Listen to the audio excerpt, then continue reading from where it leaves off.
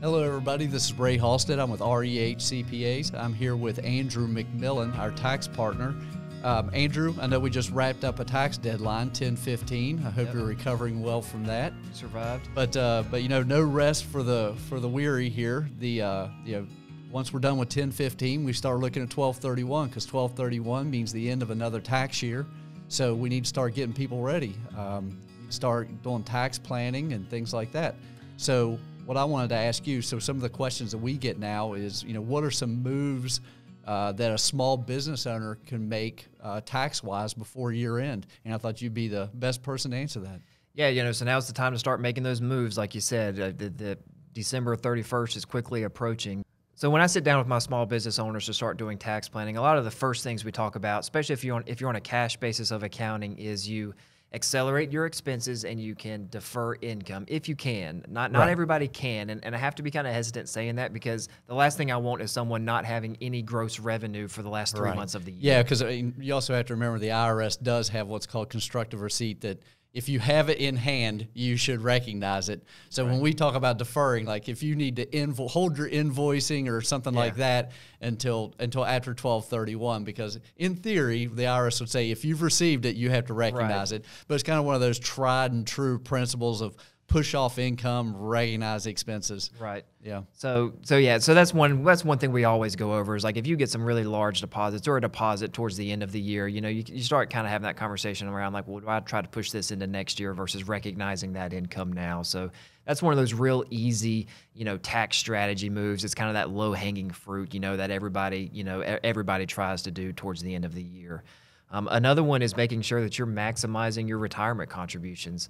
If your business has a 401k or a simple IRA or a SEP IRA, there's a lot of different vehicles to get a retirement contribution, but a lot of it is dependent upon maybe your net profit from your business or how much wages you've paid yourself. So there is a level of calculation there and some information that you got to kick back and forth with your CPA to make sure you're maximizing that deduction for you, and that you get that in before the end of the year. There are some situations where you have until the after year end to actually make the contribution, but if it's a 401k through your W-2 or a simple IRA through your payroll, through your W-2 paycheck, a lot of times that has to be done before the end of the year. So you want to make sure that you don't leave anything on the table from that standpoint if you're looking for a tax write-off. Right.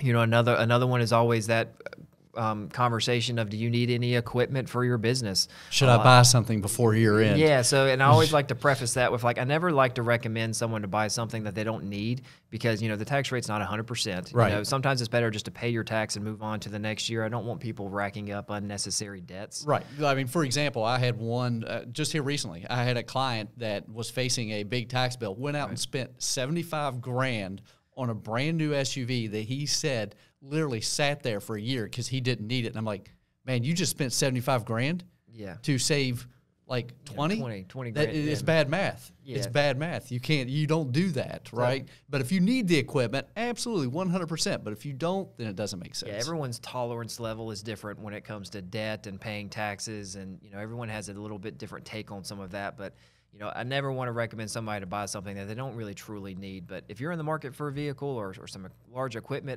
definitely get that in before year end because it can provide a really big tax. Right. Not only do you have to buy it, but you have to place it in service. Exactly. So there's two tests there. One that has to be purchased and placed in service. So remember that. You can't just buy it and have it just sitting.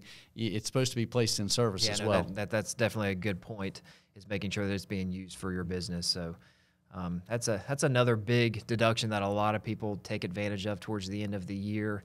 And just another hot button issue right now, or hot button tax deduction, is the qualified business income deduction. It was enacted in the new tax law back in 2018 when the new administration was in office. So it's a 20% deduction on net profit. At a high level, it's a 20% deduction on net profit, but it can get complicated real quickly. So you want to make sure that you talk it through with your CPA because a lot of times maximizing that deduction is going to be dependent upon how much wages you've paid in your business. Depends on business structure, depends on how much you've paid in wages. It depends on a lot of things. So there's a lot of planning that goes around of maximizing the QBI deduction. So you definitely want to get in contact with your CPA before year end. Yeah, so I would that deduction. I don't know how long it's going to be around, but we have it right now. We're kind of see what happens in the presidential election this year and see what kind of new tax law we may have on the horizon. But that's a fantastic deduction. Right. For So small I mean, that's business something owners. else that we talk about as well, is what's the next administration going to do with tax rates. Yeah. So, you know, you have some people that are more than happy to pay more taxes this year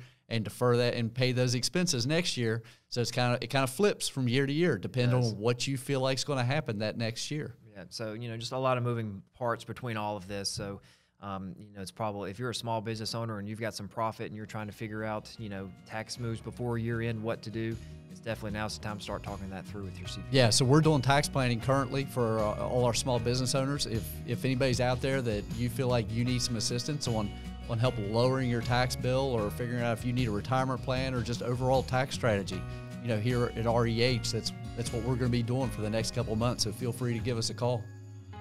Awesome. Thanks, Andrew.